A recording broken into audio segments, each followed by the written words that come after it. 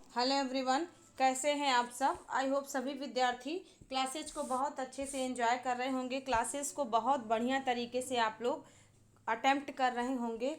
उम्मीद है फ्रेंड्स आपको क्वेश्चन समझ में आ रहा होगा।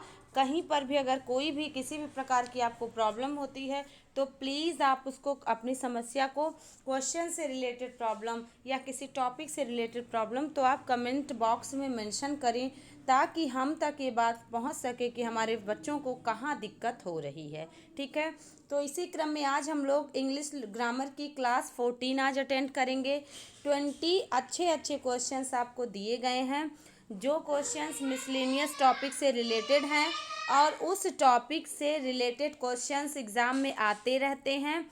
तो उसी प्रकार के क्वेश्चंस को यहाँ पर लाने का प्रयास किया गया है। ओके, चलते हैं क्वेश्चन नंबर फर्स्ट पर। और अपना पहला क्वेश्चन ही है इंग्लिश ग्रामर का कि मिसलेनियस का करेक्ट स्पेलिंग क्या होगा। ठीक है, हालांकि आपको ये पहले बताया जा चुका है मिसलेनियस की स्पेलिंग, बट मैंने सोचा कि एक क्वेश्चन आपको ऐसा दिया जाए जो आपको रिवीजन करने में मदद करे और पता भी चल सके आपको कि कितना सीरियसली आप क्लासेस को अटेंड कर रहे हैं। कहीं ऐसा तो नहीं कि क्वेश्चंस के आंसर जानने के बाद आप भूल जा रहे हैं, नोट डाउन नहीं कर रहे हैं, इसलिए ऐसा किया गया। तो फर्स्ट क्वेश्चन का first option miscellaneous, MISCELLANEOUS। Second option MISSCELLANEOUS। Third option MISCCESSANIOUS। या लास्ट ऑप्शन MISALLENAOUS। कौन सा ऑप्शन करेक्ट आंसर होगा बताएं फ्रेंड्स। अगर आपको लर्न होगा तो MISCELLANEOUS ये आपको बताया गया था। मिसलेनियस यानी मिस सेल एनियस। ठीक है, तो MISCELL सेल आप दिमाग में रखेंगे, कोशिका वाला सेल की स्पेलिंग। उसके बाद एन रखिए, फिर EOUS दिमाग में रखेंगे। आई नहीं यूज़ हुआ है, बाद में एक बार ही आई का यूज़ हुआ है MIS में। ठीक है, तो आई होप आपको अगर भूल भी गया होगा तो अब नहीं भूलेगा। ओके, चलते हैं क्वेश्चन नंबर सेकंड पर। क्वेश्चन नंबर सेकंड है change the sentence into indirect speech. Please don't go away she said. इस सेंटेंस का इनडायरेक्ट स्पीच क्या होगा। First option she said to please her and not to go away. Second option she told me not to go away. Third option she begged that I not to go away. और last option she begged me not to go away. Which option is our correct answer. पहले तो आप ये देखें कि जो indirect speech आपको बनाना है वो किस सेंटेंस का बनाना है। तो आप देख पा रहे हैं फ्रेंड्स, ये इम्परेटिव सेंटेंस है। ठीक है, इम्परेटिव सेंटेंस है और इम्परेटिव सेंटेंस में प्लीज, ऑर्डर, रिक्वेस्ट, एडवाइस, ये सब वर्ड दिए होते हैं। ऑर्डर, रिक्वेस्ट और एडवाइस वर्ड, तो उसको किस में चेंज करते हैं। तो सेड या सेड टू को हम सभी चेंज करते हैं रिक्वेस्टेड में। ठीक है ना। अब ऑप्शन को देखेंगे तो जहाँ पर सेड या सेड टू वही होगा वो तो सबसे पहले डिलीट कर दें, इसको हटा दें। और टोल्ड में अफर्मेटिव सेंटेंस या assertive sentence, negative sentence change होता है, तो ऑप्शन बी भी अपना आंसर नहीं होगा। ऑप्शन सी पे पहुँचे, बेग्ड। बेग्ड इसका मतलब उसने गिड़गिड़ाते हुए विनती की या पोलाइटली विनती की, क्योंकि प्लीज़ वर्ड आया है। डोंट गो अवे मतलब प्लीज़ दूर मत जाना, दूर मत जाओ। यहाँ पर वो गिड़गिड़ाते हुए या थोड़ा पोलाइटली तरीके से उसने कहा कि दूर मत जाओ। ठीक, अब देखिए, तो यहाँ पर आपको ये पता चला कि please will be changed into begged। we will not change into request because in this option these are given। ठीक है, तो यहाँ पर हम सभी को begged चेंज करना है, रिक्वेस्टेड नहीं, क्योंकि ऑप्शन में रिक्वेस्ट नहीं है। चार में से ही तो चुनेंगे। अब पहुँचेंगे हम लोग फिर कंजक्शन पर। तो आपको पता है ना फ्रेंड्स कि टू कंजक्शन इम्परेटिव सेंटेंस में लगता है। यदि नॉट आया है डू नॉट, तो नॉट टू आ जाएगा। ठीक है, प्लस आपका आगे सेंटेंस वर्ब का फर्स्ट फॉर्म, और अगर नहीं दिया है तो सिर्फ टू से ऐड कर देंगे। मीन्स आप ऐसे समझेंगे, अगर भूल भी गए हो बच्चों तो देखिए, सब्जेक्ट प्लस चाहे ऑर्डर करें, चाहे रिक्वेस्ट करें, चाहे एडवाइस करें, चाहे जो भी दिया हो उसको मान लें। जैसे बेक्ड दिया है तो उसको मान लेंगे। फिर कंजक्शन के तौर पे टू लगाया जाता है जब ये अफर्मेटिव में इम्परेटिव सेंटेंस रहता है, लेकिन और प्लस वर्ब का फर्स्ट फॉर्म लगता है। लेकिन जब ये निगेटिव में हो तो ध्यान रखेंगे बाकी सब चीज़ यही रहेगा, नॉट टू प्लस वर्ब का फर्स्ट फॉर्म यूज हो जाता है। Okay, not two plus verb का फर्स्ट फॉर्म। जैसे प्लीज डोंट अवे, तो उसने मुझसे रिक्वेस्ट की न जाने की, तो क्या लिख सकते थे, she requested me not to go away. ठीक है, अगर नॉट ना होता यानी डोंट ना होता तो वो कहती कि प्लीज दूर चले जाओ, तो she requested me, she begged me, इसके बाद हो जाएगा टू गो अवे, नॉट को स्किप कर देंगे। आई होप आपको समझ में आया होगा। तो कौन सा ऑप्शन करेक्ट है, ऑप्शन नंबर 4। ठीक है, सी में भी देखिए दैट लगा दिया और आई बना दिया, यहाँ पर आई नहीं लगना है, यहाँ ऑब्जेक्ट की आवश्यकता है। अब आपके दिमाग में आ रहा होगा, कुछ बच्चे सोच रहे होंगे मी कहाँ से आ गया, तो आप ये बताएं, थर्ड पर्सन फर्स्ट पर्सन से ही तो बात कहता है, एक सामान्य धारणा, और फर्स्ट पर्सन थर्ड पर्सन से कहेगा। जैसे मैं आपसे बात करूंगी तो किसी तीसरे की, आप मुझसे बात करोगे तो किसी तीसरे की बात करोगे, तो वो तीसरा थर्ड पर्सन हो गया। तो you said to me, I said to you, तो शी सेड टू मी हो जाएगा। समझ पा रहे होंगे ना। तो इसीलिए ऑप्शन नंबर डी अपना करेक्ट आंसर है। यहाँ पर मी नहीं भी दिया है तो वो सामने वाले से तो कहेगी। आई होप आपने समझा होगा। चलेंगे क्वेश्चन नंबर 3 पर। वी मस्ट ईट और we can not live, the simple form of this sentence is. यहाँ पर ये सेंटेंस कंपाउंड सेंटेंस में दिया हुआ है। ठीक है, कंपाउंड। कंपाउंड सेंटेंस क्या होता है फ्रेंड्स, तो दो स्वतंत्र क्लॉज एक कंजक्शन से जुड़ते हैं, that conjunction is called cumulative, copulative, adversative और इलेटिव कंजक्शन। ठीक है, एक साथ अगर हम सब कहते हैं तो कोऑर्डिनेटिंग कंजक्शन उसको कहा जाता है। ठीक है, कंपाउंड सेंटेंस में। तो वी मस्ट ईट, यहाँ पर फुल स्टॉप कर दें तो ये स्वतंत्र सेंटेंस है, और को हटा दें, फिर आप कह दें वी कैन नॉट लिव, तो मैं जी नहीं सकता, ये भी आपका कोई भी आगे पीछे की कोई बात नहीं है, बस इतना, मैं जी नहीं सकता, ये अपना स्वतंत्र वाक्य है।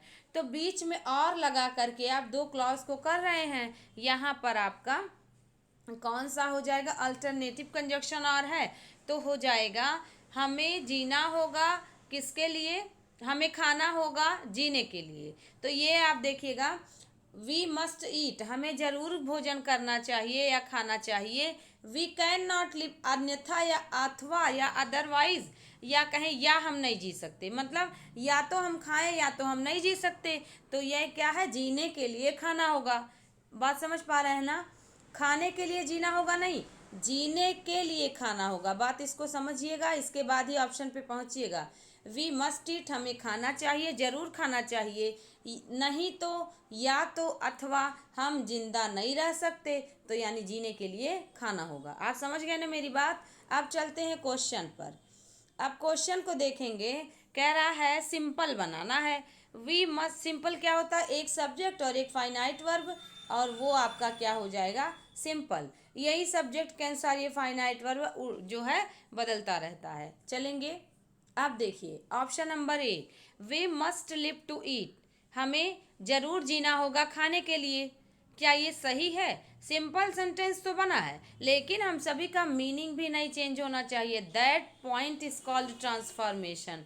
We meaning will not be change, we can change our structure of this sentence but we can not change the meaning. Okay, यही ट्रांसफॉर्मेशन है। मीनिंग चेंज कर देंगे तब तो सब कुछ गड़बड़ हो जाएगी। यहाँ पहले ऑप्शन में मीनिंग बदल दिया, सेंटेंस में कहा हमें खाना होगा जीने के लिए, यहाँ कह रहा है जीने के लिए खाना होगा, गलत हो गया ना। Option number B, we must eat if we, अब आप इफ को पकड़ें और सीधे नकार दें, क्योंकि दो सब्जेक्ट आया है, दो फाइनाइट वर्ब आए हैं, इसलिए यहाँ भी गलत हो गया। और दूसरे ये कॉम्प्लेक्स सेंटेंस हम लोग यहाँ पर we are looking for simple sentence. तो देखिएगा, we must eat so that we can not live. So that आ गया, ये भी कॉम्प्लेक्स सेंटेंस है। सो दैट कॉम्प्लेक्स का कंजक्शन है, सबऑर्डिनेटिंग का एडवर्सेटिव कंजक्शन है। अब देखिएगा, सबऑर्डिनेट का एडवर्ब क्लॉज का कंजक्शन है, ठीक है।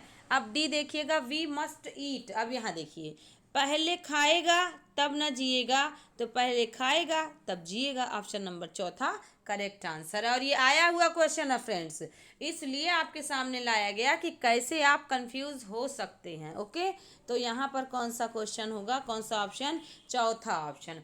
पहले चौथे में यही अंतर है कि पहला मीनिंग चेंज कर दे रहा है, हमें जीना होगा खाने के लिए, और सेंटेंस कह रहा है हमें खाना होगा जीने के लिए। I hope you are getting my point. Okay, चलेंगे क्वेश्चन नंबर फोर्थ पर। Rewrite the following sentence as a negative sentence. Every one makes a mistake. बताइएगा, ये जो दिया गया सेंटेंस है इसमें आपको निगेटिव सेंटेंस की तरह इसको चेंज करना है, और meaning will not be changed. Okay, mention my point in your mind. बताइए, every one makes a mistake मतलब हर कोई गलती करता है। तो कौन ऐसा है जो गलती नहीं कर बैठता, गलती नहीं करता? पहला option, no one will make a mistake. Meaning change हो गई ना, आपको ऐसी बात कहनी है कि मीनिंग ना चेंज हो, ठीक है। तो देखने में तो कोई भी बच्चा पहला वाला ही झट से कर देगा, लेकिन फ्रेंड्स याद रखिए, मीनिंग नहीं चेंज होना चाहिए, स्ट्रक्चर भले चेंज हो जाए।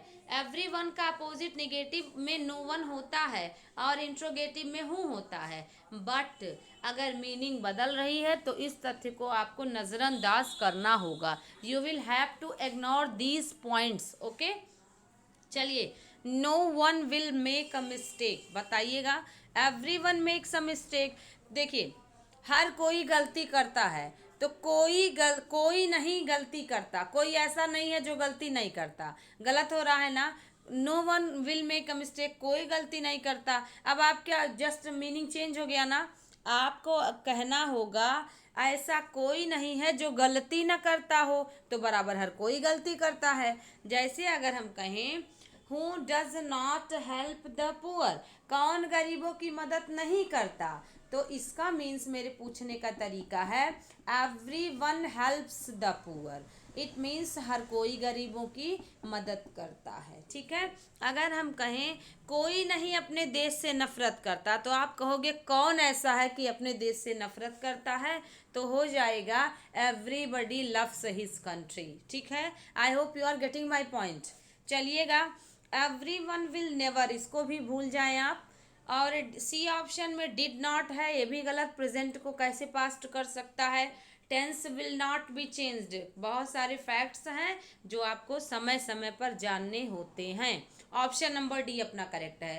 अब आप आ जाएं इसको, देयर को, इज को और नो वन को, और हु डज नॉट को, इसको समझिएगा फ्रेंड्स। अगर हम ऐसे कहें हर गुलाब में कांटे होते हैं, तो आप कहोगे ना कोई गुलाब ऐसा नहीं है जिसमें कांटे ना हो, तो बात तो वही हो गई ना, हर गुलाब में कांटे होते हैं। अगर हम कहें every rose has its thorn, इसका मतलब हर गुलाब में कांटे हैं, तो हम ये भी तो कह सकते हैं there is no rose who has not its thorn. कौन सा ऐसा गुलाब है या ऐसा कोई गुलाब नहीं जिसमें उसके कांटे ना हो, तो वही तो ये यहाँ कह रहा है, कोई ऐसा नहीं है जो गलती ना करता हो। That means every one makes a mistake. Okay, ये पॉइंट आपको पता है ना। सेंटेंस अफर्मेटिव में हो तो इसका जो है निगेटिव में कैसे बनाते हैं, और अगर इंट्रोगेटिव में हो तो जो इसका अफर्मेटिव होगा वो इंट्रोगेटिव निगेटिव में हो तो अफर्मेटिव अफर्मेटिव में बनेगा। क्वेश्चन नंबर 5 में चलते हैं। Question number 5, choose the alternative which best expresses the meaning of the given idiom and phrases. बताएं, टू बाइट वंस लिप्स, अपने ओठ अपने ही काट लेना। बताइए, ये एक आइडियमिक एक्सप्रेशन है, इसका क्या मतलब है? अपने होठ खुद काटना, टू बाइट वंस लिप। पहला है टू बी एंग्री, गुस्सा होगे तो खुद को नुकसान पहुंचाओगे। दूसरा ऑप्शन टू फील सॉरी, मतलब अपने आप को गलती मानना और ओठ को दबा देना और कहना आई ला गलती हो गई, ऐसा नहीं। फिर है टू हैव डाउट या शक करना, टू लाफ एट अदर्स कि अपने ओठों को घुमा के हंसना। तो आई होप फ्रेंड्स आपको मेरी वो बात याद होगी जो मैं आपको अक्सर बताती रहती हूँ कि आपको एग्जैक्ट मीनिंग नहीं निकालना होगा। फील सॉरी, तो जब आपको गलती होती है ना तो आप बड़ा सा जीभ बाहर निकालते हो, कहते हो ओ माय गॉड मिस गलती हो गई, उंगली दबाते हो अपने ओठों से दांतों के नीचे, या आप क्या कहते हो मतलब मुंह आप बना के कहते हो अरे बाप रे गलती हो गई। नहीं, ऐसा भी नहीं। गुस्सा करोगे तो खुद के ओठ को खुद काटोगे, मतलब खुद को नुकसान पहुंचाना। I hope you all are getting my point very well. Okay, to be angry, आपको थोड़ा सा दिमाग लगाना है एग्जाम हॉल में कि कौन सा वर्ड कौन सा नहीं होगा। जब आप इतने पर पहुंच गए नहीं होगा, तो यदि आपको एग्जैक्टली नहीं आता है तो मुझे लगता है 80 to 20% का जो रेशियो बनता है आने और गलत और सही में वही होता है। 80% 85% मुझे लगता है आप सही जाएंगे, और 20% 15% आपसे गलती हो सकती है। ठीक है, it depends upon your practice, how much practice do you do, understood. कितना आप प्रैक्टिस करते हैं चीज़ें उतने ही आसान आपके लिए होती चली जाएंगी। ओके, तो चलेंगे क्वेश्चन नंबर 6 पर। What is the meaning of the following word? Adam's ale, Adam कौन थे भाई बताएंगे? पैराडाइज लॉस्ट में या क्रिश्चियन धर्म में हम बात करें तो ईश्वर के बनाए हुए उनकी धर्म के क्रिश्चियनिटी की मान्यता के अनुसार पहले पुरुष एडम थे, और दूसरे मतलब धरती के प्राणी क्रिएचर ईव थी, जो ईसाई धर्म के अनुसार मानवों की माता मानी जाती हैं और एडम पिता माने जाते हैं। उनके एल, एल मीन्स क्या होता है? एडम्स एल प्राइड होता है, वाटर होता है, प्लेजर होता है, या वाइन होता है। तो फ्रेंड्स आप अगर नहीं भी आ रहा है तो इसको लर्न कर लें। एडम्स एल मीन्स वाटर, ठीक है, पोटेबल वाटर मीन्स पीने योग्य पानी। Okay, I hope you are getting my point very well. Yes कह दीजिए, yes ma'am I have got it. Okay, what is the meaning of the following word? तो Adam's ale कहीं मिले that means is water, pride means अभिमान नहीं होगा, pleasure means आनंद नहीं होगा, वाइन मीन्स मदिरा नहीं होगा। ओके, चलेंगे क्वेश्चन नंबर 7 पर। आई स्नैक इन द ग्रास, ये बताइए क्या है? एक सांप जो घास में हो। ठीक है, अब आप इसको कैसे दिमाग में रखेंगे? आपको पता है ना सांप हमेशा कहाँ पर रहता है? घास में ही रहता है। तो जब आपको पता है कि आप उस घास पे चल रहे हो और वहां पर सांप है, तो इसका मीन्स अगर वो काट भी ले तो आपको तो मालूम है ना कि वो घास में ही सांप रहता है। जब घास में सांप रहता है का मतलब अगर घास में सांप हो, सांप तो कहीं भी रहते हैं। ठीक है, तो अब इसको ऐसे समझिएगा। तो पहला करा सीक्रेट और हिडन। अब भाई इसमें से रहस्य कहाँ से हुआ? रहस्य नहीं हुआ ना, क्योंकि आपको तो पता है ना कि सांप घास में हो सकता है, इसका मतलब आप जानते हो ये सीक्रेट नहीं हुआ। अनसीन हैपनिंग मतलब अनजाना सा कोई घटना घटित हो जाए, ये भी नहीं होगा। यहाँ स्नैक को ध्यान दीजिएगा, उसके काटने की बात हो ही नहीं रही है। ठीक है, और चौथा देखिए इरिटेबल पर्सन मतलब जो आपको इरिटेट करे, ऐसा भी नहीं है। अनरिकॉग्निजिबल, ठीक है, अनरिकॉग्नाइजेबल डेंजर मतलब एक ऐसा खतरा जो आप पहचान नहीं पाए। यू आर नोन कि सांप घास में है, लेकिन यदि वो आपसे भिटा जाए, आपसे मिल जाए, तो इसका मतलब आप उसको पहचान नहीं पाए, तो ये आपकी गलती होगी। अंडरस्टूड? तो इस जो सेंटेंस है आई स्नैक इन द ग्रास, इसका मतलब अनजाना सा, ना पहचाना सा कोई खतरा जो आप जान ना रहे हों। आई होप आपको समझ में आ गया होगा। C option will our right answer. Okay, चलेंगे क्वेश्चन नंबर 7 पर। Choose the suitable prefix. We were dash satisfied with the service at the restaurant, बताएंगे। यहाँ पे कह रहा है आपको एक ऐसा सफिक्स प्रीफिक्स ढूंढना है कि आप जो है सेटिस्फाइड के साथ उसको जोड़ दें और वो एक मीनिंगफुल वर्ड बन जाए। तो ये प्रीफिक्स और सफिक्स क्या होता है फ्रेंड्स, इसको देखिए। अगर मूल वर्ड के बाद में लगे तो वो सफिक्स कहलाता है। हिंदी में प्रत्यय सबने पढ़ा है, हर बच्चा प्रत्यय को पढ़ रखा है, ठीक है। अगर पहले लगे, वर्ड के पहले लगे तो उसको कहते हैं प्रीफिक्स। आप कैसे दिमाग में रखेंगे? प्री माने पहले, फिक्स माने फिक्स कर देना, इसका मतलब होता है उपसर्ग, ठीक है, उपसर्ग। आई होप आपने समझा होगा। तो चलिएगा, प्रीफिक्स आगे रहता है तो डिससेटिस्फाइड रहता है कि अनसेटिस्फाइड रहता है कि मिससेटिस्फाइड रहता है कि कुछ और रहता है। कुछ और रहेगा तो आपको कह देना होगा नन ऑफ द अबव। बताइए। डिससेटिस्फाइड रहता है, ठीक है। सेटिस्फाई का उल्टा डिससेटिस्फाइड, मतलब असंतुष्ट। We were dissatisfied with the service at the restaurant. Okay, restaurant की स्पेलिंग ध्यान रखिएगा, रेंट। अब आपको नहीं भूलेगा, अपना उच्चारण बनाइए फ्रेंड्स। मैं बार बार कहती हूँ इसको, क्योंकि आपको एग्ज़ाम पास करना है, ना कि आपको फोनेटिक्स के कंपटीशन को पास करना है। जब आपको प्रोनाउंसिएशन की बात आएगी तो आप उसको सीख सकते हैं, लेकिन स्पेलिंग जब रटें तो आप उसको खुद का उच्चारण बना के लर्न करेंगे तो आपके दिमाग में वो परमानेंटली रहेगा। ओके, आई होप आपको समझ आ रहा होगा। तो डिससेटिस्फाइड होगा, मतलब वी वर डिससेटिस्फाइड मीन्स हम असंतुष्ट थे रेस्टोरेंट्स में जो दी जाने वाली सेवा थी। ओके, चलिएगा क्वेश्चन नंबर 9 पर। You should not eat chicken that is dash cooked. तो वो क्या है, आपको जो है चिकन नहीं खाना चाहिए। क्यों? क्योंकि वो कुकड, मतलब अब आपके दिमाग में आ रहा है ना कि अधपका है। हिंदी में जो कहते हो ना आप, अधपका, अधपका यानी कि जो आपको नुकसान कर सकता है, ठीक है। अब बताएंगे miss cooked, half cooked, under cooked या लेस कुकड। तो इसको ध्यान रखिए फ्रेंड्स, अंडर कुकड होता है, ठीक है। यानी कि जो कुक हो की प्रोसेस हो रही है कुकिंग की, वो उसके अंडर प्रोसेस है। I hope you are getting my point. तो यहाँ पर सी होगा, ठीक है। यू हैव गॉट इट, बोल दीजिए yes ma'am I have got it. Okay, तो अंडर कुकड मतलब अभी पका नहीं है, पकने की प्रक्रिया में है। मिस कुक होता नहीं, हाफ कुक होता नहीं, लेस कुक भी नहीं होता। ओके, चलेंगे क्वेश्चन नंबर 10 पर। Choose the correct passive of the following sentence. बताएंगे does she sing a song, इसकी पैसिव वॉइस क्या होगी?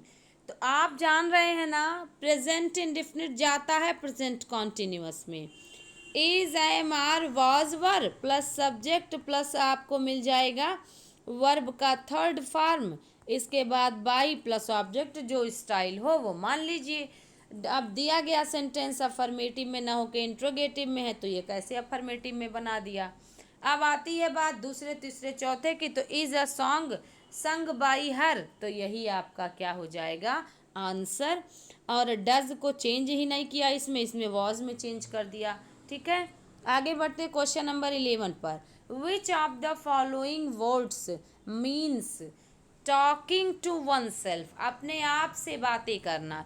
सॉलिलॉकी कहलाता है, टॉकेटिव कहलाता है, स्पोक्समैन कहलाता है या सपोर्टर कहलाता है? बताइएगा which option is our correct answer. अपने आप से बात करना, आप क्या समझेंगे? देखिए, लॉकी मीन्स होता है लॉक्वी, लॉक्वी मीन्स होता है बात करना, ठीक है। और सॉली मतलब होता है और एकांत, ठीक है। सॉली मीन्स एकांत, सॉलिलेटरी से बना है। तो अब देखिए सॉलिलेटरी से, तो यहाँ पर यही होगा अपने मन की बात बड़बड़ाना या खुद से बातें करना, ठीक है।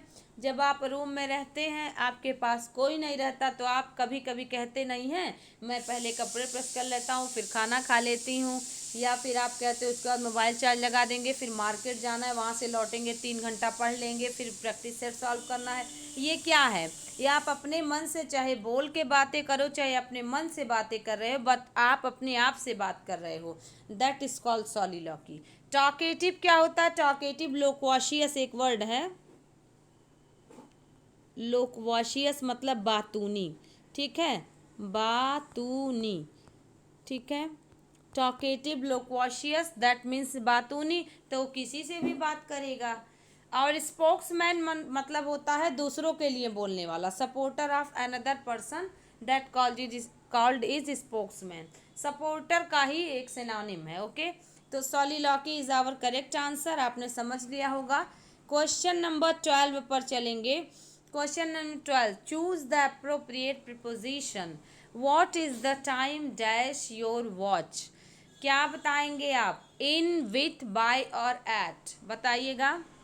ये आपको ऐसा क्वेश्चन है ये बच्चों कि आपको एग्ज़ाम में आने के चांसेस रहते हैं। क्यों? क्योंकि you will get confused after seeing this option. But क्यों?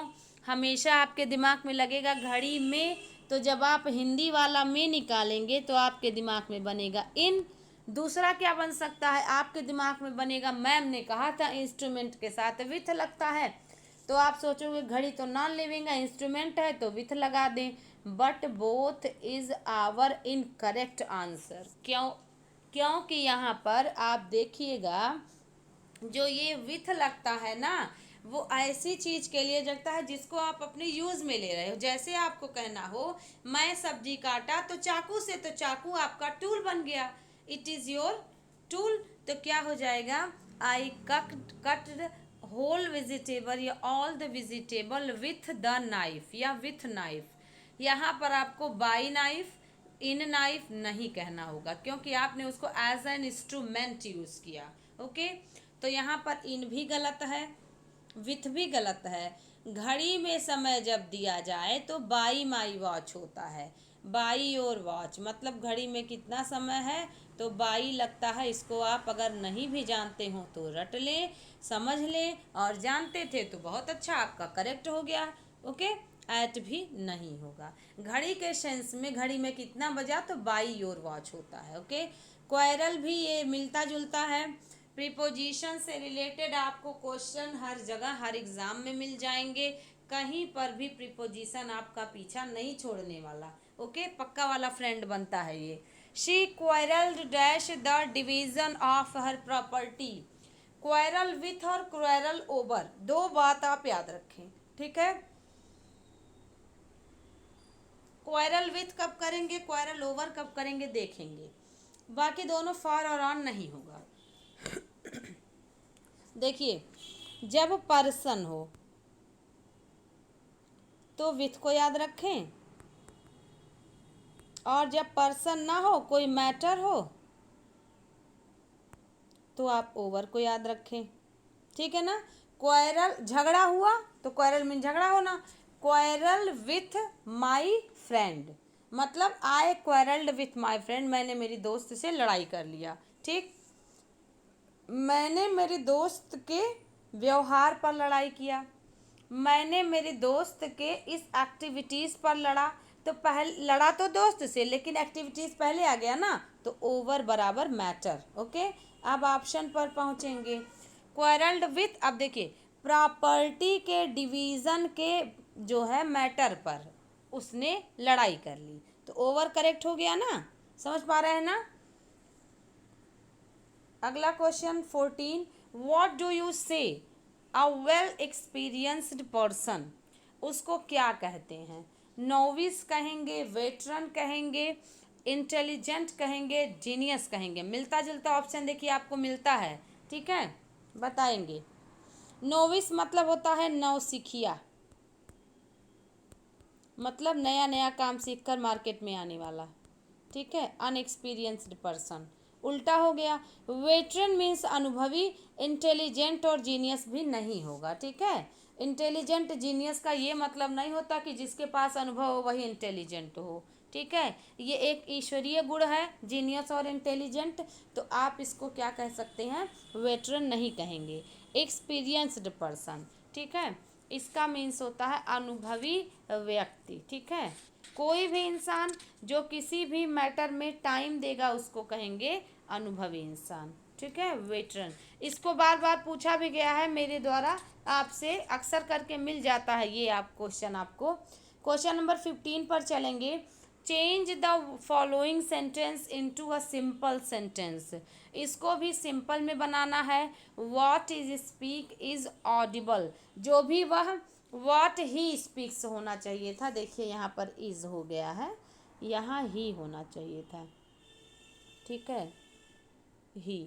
वॉट ही स्पीक्स मतलब जो कुछ भी वह बोलता है वह क्या है, इनऑडिबल। ऑडिबल इनऑडिबल मतलब जिसे सुना जा सके वो ऑडिबल, जिसे न सुना जा सके वो इनऑडिबल, ठीक है ना। कहते हैं ना श्रव्य और अपश्रव्य, यानी न सुना जा सके। पहला ऑप्शन ही स्पीक्स इनऑडिबली, वह बोलता है कि न सुना जा सके। दूसरे ऑप्शन पर अगर हम समझें तो दूसरा ऑप्शन कह रहा है हिज स्पीच इज इनऑडिबल, कि जो भी वो बोलता है उसका स्पीच इनऑडिबल है। तीसरा option his speech is not easy to understand, इतना ज़्यादा मत घुमाइए, सीधे सिंपल सेंटेंस के फार्मूला को अपनाइए, एक सब्जेक्ट और एक उसका वर्ब, ठीक है। तो देखिए ही स्पीक्स इनऑडिबली मतलब ऐसा बोलता ही है कि ना सुना जा सके, नहीं भाई, वह जो कुछ भी बोलता है वो सुनने योग्य नहीं है, तो जान के थोड़े ना ऐसे बोल रहा है। दूसरा देखिए हिज स्पीच, यानी कि जो भी वह बोलता था उसको आपने उसका जो भी भाषण है वो सुनने योग्य नहीं है या नहीं सुन पा रहे हैं, ये हो गया।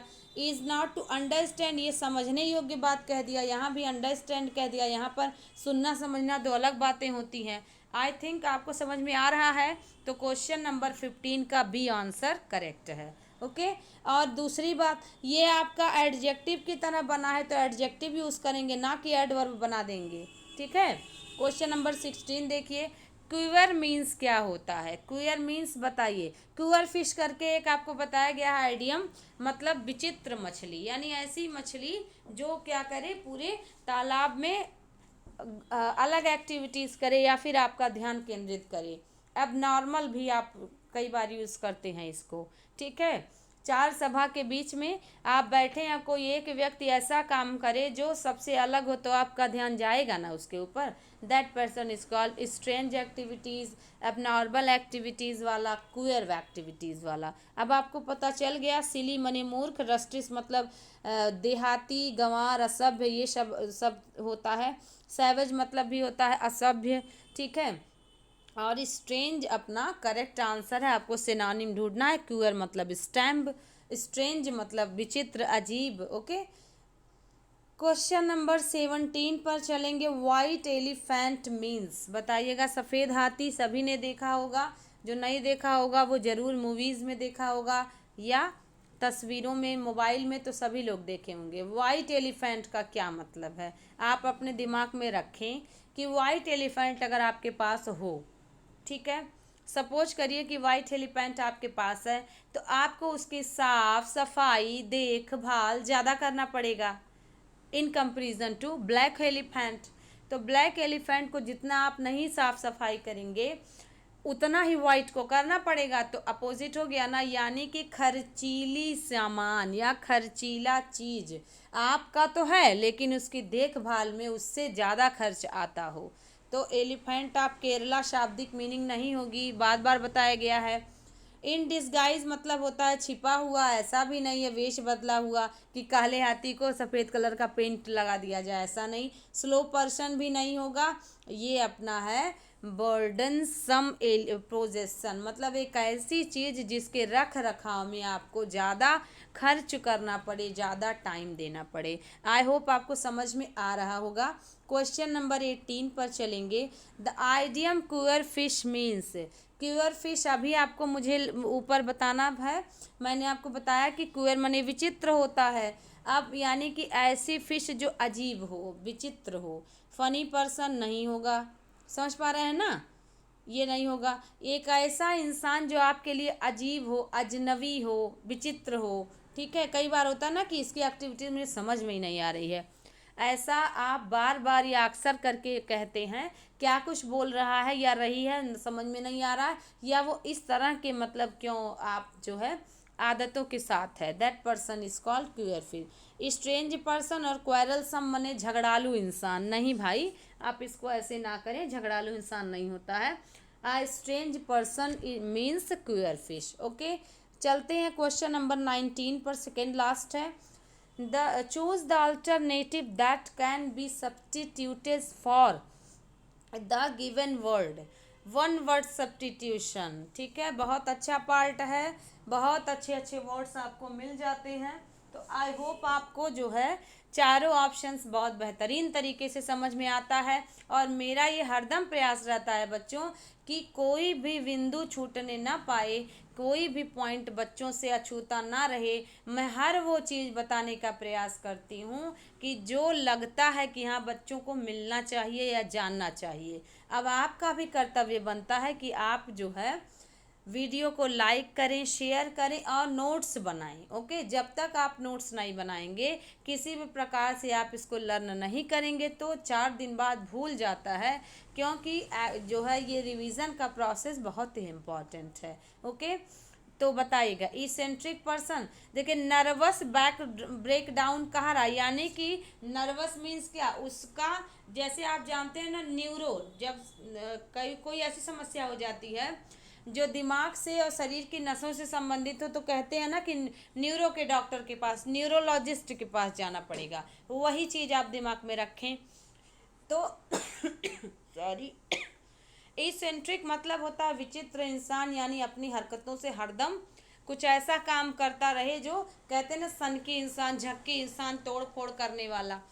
ल्यूनाटिक मतलब ऐसा पागल इंसान, देखिए ल्यूनाटिक मीन्स भी पागल होता है और न्यूरोटिक मतलब भी पागल, लेकिन ल्यूनाटिक मतलब होता है एक ऐसा पागल इंसान जो जिसका मतलब पूरी तरह से हुलिया बिगड़ चुका है, जो पूरी तरह से एकदम मतलब विक्षिप्त हो चुका है, उसको पागल खाने में यानी असाइलम में भेजा जाना है या भेज दिया गया है, ऐसे व्यक्ति को ल्यूनाटिक कहते हैं।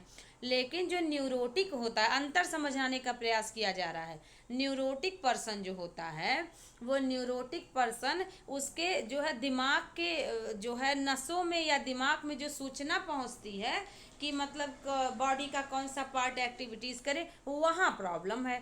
दवा देने से वो सही हो जाएंगे, या मतलब कभी कभी उनको ऐसा होता है, लोग कहते हैं पागलपन का दौरा पड़ता है, हमेशा के लिए पागल नहीं हुए रहते हैं, ऐसे पर्सन को न्यूरोटिक कहते हैं। कोनो नॉइजर मतलब होता है पारखी नज़र वाला, यानी कि जो है 100 चीज़ में से एक अच्छी चीज़ निकाल ले, दैट पर्सन इज कॉज कोनो नॉइजर। अब इसको स्पेलिंग कोनो नॉइजर की एग्जाम में पूछ लेता है। कोनो दिमाग में रखिएगा, CONNOI, उसके बाद SSEUR, तो आप NNSS दिमाग में रखिएगा, गलती नहीं होगी। तो यहाँ पर न्यूरोटिक ऑप्शन करेक्ट होगा, ये आया हुआ क्वेश्चन है। ओके, तो मैंने इसको चारों समझाने का प्रयास किया है। चलते हैं क्वेश्चन नंबर 20 पर, बहुत लंबा सफ़र है, that's why I always say last but not least, choose the option which can be substituted for the words a job without salary। बहुत बढ़िया ये वर्ड है, कहीं भी आपको मिल जाएगा। Various examination this question is asked. Okay, बताइए, free salary, free service, voluntary और वॉलंटरी या ऑनरेरी या अमेटियर। बताइए, ध्यान रखिए बच्चों, 4 शब्द होते हैं, एक अमेटियर होता है, एक ऑनरेरी होता है, एक वॉलंटरी होता है और एक जो है फ्री सर्विस होती है। तो इन चारों शब्दों में फ्री सर्विस और वॉलंटरी मतलब होता है स्वयं सेवा, यानी कि स्वैच्छिक, आप ऐसे कह दो, इच्छा से काम करने वाला स्वैच्छिक हो जाएगा, ठीक है ना। तो ये दोनों नहीं होगा, यहाँ विदाउट सैलरी है। लेकिन ये होता है सम्मान का पद, मतलब सम्मान तो मिलेगा आपको लेकिन सैलरी नहीं मिलेगी, यानी कुर्सी पर बैठने का पैसा नहीं मिलेगा। दैट इज कॉल्ड ऑनरेरी, यानी सम्मान का पद, पैसा नहीं, पद जो है पैसे के लिए नहीं बनेगा, ठीक है। अमेटियर मीन्स होता है शौकीन मिजाज से, यानी शौक से काम करने वाला, शौक से काम करने वाला। बहुत लोग कहते हैं अरे मेरा प्रोफेशन थोड़े है, मैं शौक से काम करता हूँ, मैं शौक से पढ़ाता हूँ, मैं शौक से ये काम करता हूँ, that person is called amateur. Okay, तो इसको 20 क्वेश्चंस बच्चों आपको बहुत अच्छे लगे होंगे, समझ में भी आए होंगे। तो ऐसे ही आप बने रहें, कंटिन्यू क्लासेस को देखते रहें, शेयर करें, कमेंट में ज़रूर अपने सुझाव भेजें बच्चों, क्योंकि आपका सुझाव ही हमें इंस्पायर करता है कि हमें और भी क्या कुछ नया करना चाहिए। Thank you so much. आपने धैर्य से सुना, आपने बहुत टाइम दिया। Thanks a lot.